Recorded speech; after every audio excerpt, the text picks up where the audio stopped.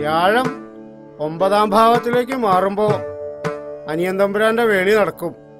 ഉമാമഹേശ്വരനെ മനസ്സിൽ ധ്യാനിച്ച് കണ്ണുകൾ അടച്ച് നല്ലോണം പ്രാർത്ഥിച്ചോളൂ.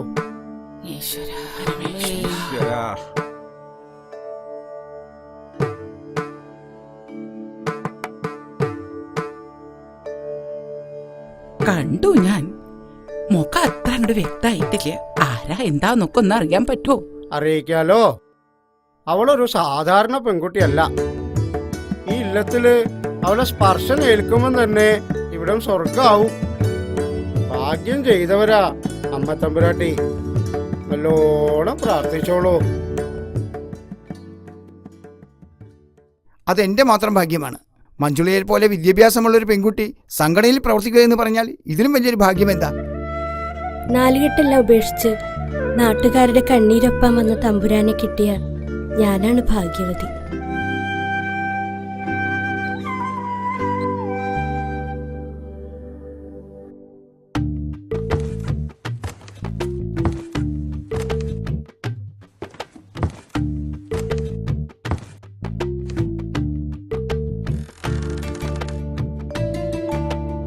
തമ്പുരാനെ,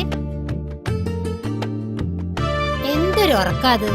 അല്ലെങ്കിലും ജാതിയും മീറ്റിംഗ് ഒക്കെ ആയിട്ട് പാതിരക്കല്ലേ വന്ന് കിടക്കുക. തമ്പുരാനെ ഒന്നങ്ങട് മാറിയിരിക്ക. പിന്നെ തമ്പുരാനുള്ള വേലിക്കാരൻ ഇല്ലത്ത് തകൃതിയായിട്ട് ആലോചന നടക്കുക. നടക്കട്ടെ, എനിക്കിന്ന് അവധിയാ. ഞാൻ കുറച്ചു നേരം കിടക്കട്ടെ. ഓ, അല്ലെങ്കിലും തമ്പുരാന് പാരം പിടിക്കില്ല. പിടിക്കില്ല. ഒന്നങ്ങട് പോവുണ്ടോ? ഓ,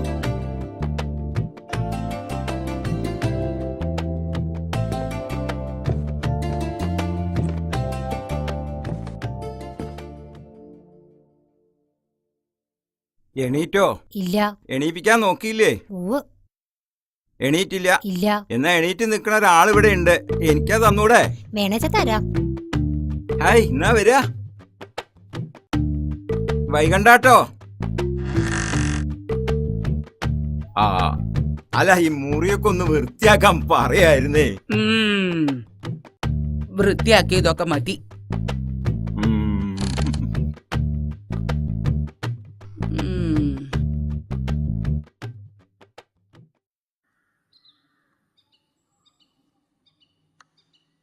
ആരോരും ഇല്ലാത്ത കുട്ടിയല്ലേ വെച്ചിട്ട് നിർത്തിയതാ. അത് മറക്കരുത്.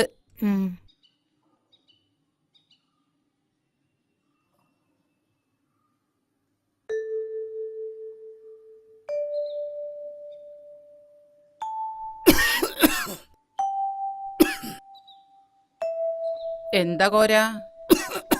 പാടത്തല്ലേ പണി? ഇവിടെ എന്താ? അടിയന് മേലുവേദന തമ്പുരാട്ടി. ഇന്ന് പണിയണില്ല. എന്ത് വർത്താനാ കോര ഈ പറയണ്?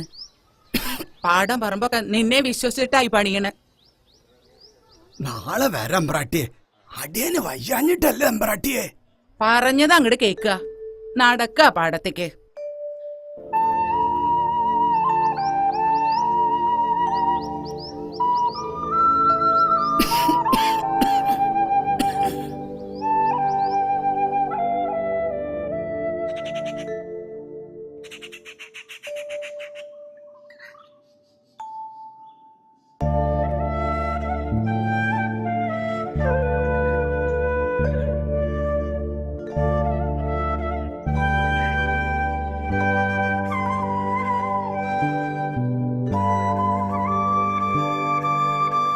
ആരാണാവോ തിരയണത്?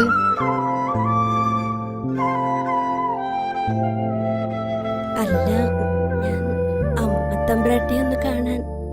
എന്നാ വന്നോളൂ, ഇല്ലത്തേക്ക് പോവാം.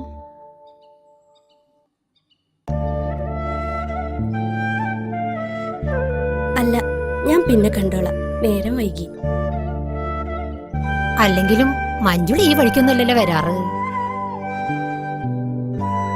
എൽപ്പോഴിയാണല്ലോ. പക്ഷെ ഇത് വളഞ്ഞ വഴിയാണല്ലോ. മനസ്സിലായി. മഴ 2 ദിവസമായിട്ട് ഇവിടെ ഇല്ലാട്ടോ. ഓ, അതാണല്ലേ പുറത്തൊന്നും കാണാത്തത്. അതുകൊണ്ടല്ലേ ഇയാള് പുറത്തേക്ക് ഇറങ്ങിയത്. ആളേതോ പാർട്ടി ഓഫീസിന് വേണ്ടി തിരുവനന്തപുരം പോയിരിക്കുക.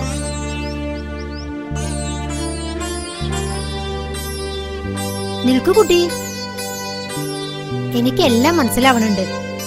ഒന്നും നടക്കാൻ പോണില്ല കേട്ടോ. വെറുതെ സ്വപ്നം കാണണ്ട.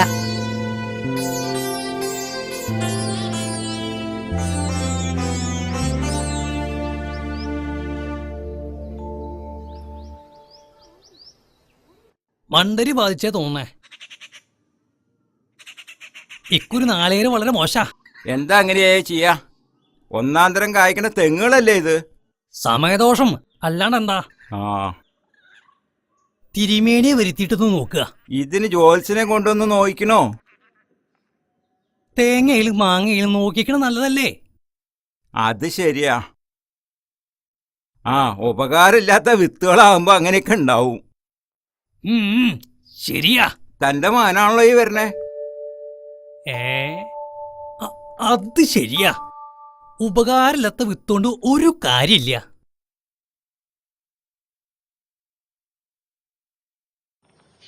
നീ എന്താ ഇവിടെ? മാഷിനൊന്ന് കാണണം, ഒരാള് കത്ത് കൊടുക്കാൻ ഏൽപ്പിച്ചിട്ടുണ്ട്. നിന്നോട് പറഞ്ഞിട്ടില്ല അയാളുമായി കൂട്ടുകൊട്ട് വേണ്ടാന്ന്. എന്താ ഗോപി? ഞാൻ മാഷൊന്ന് കാണാ. മാഷെ കണ്ട് പഠിക്കണമെന്ന് പറയായിരുന്നേ. അങ്ങനെയൊന്നല്ല അച്ഛൻ പറഞ്ഞേ. നീ വീട്ടിലേക്ക് വരുമല്ലോ, അപ്പൊ ഞാൻ മനസ്സിലാക്കി തരാം. മണ്ടരി പിടിച്ചൊരു തേങ്ങ.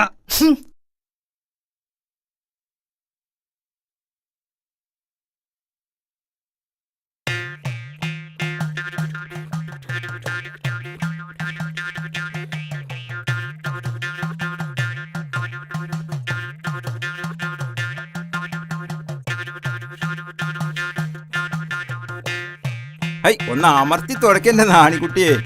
ആ ശരീരം ഒന്ന് ഇളകട്ടെ.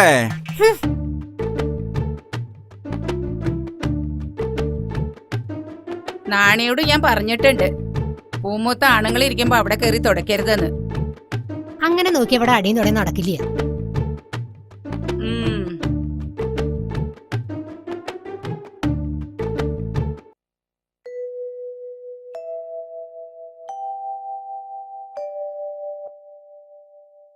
എന്താ ചാത്ത എത്തി നോക്കണേ? ഇങ്ങോട്ട് കേറി വരൂ. വേണ്ട വേണ്ട, അവിടെ നിന്നാ മതി. കോരഞ്ചക്കം പനിച്ചിറക്ക. പാടത്ത് അടിയം പണിതോളാം. ഒവ്വേ 19 വയസ്സായ ആളാ, പണിയാൻ വന്നിരിക്കണു. വയസ്സൊന്നും തമ്പ്രാട്ടി നോക്കണ്ട, ആടിയനൊരു കുഴപ്പമില്ല. എന്നാ പാടത്തേക്ക് ചെല്ലുക.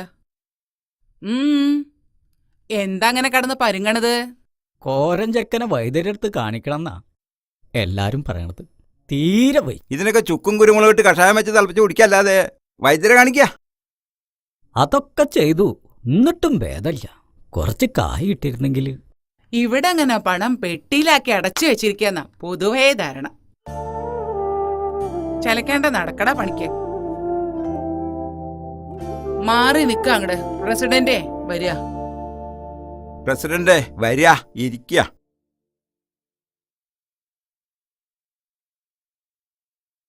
ഇരിക്കുക. ഇത്തിരി സംഭാരം എടുത്തോളൂ.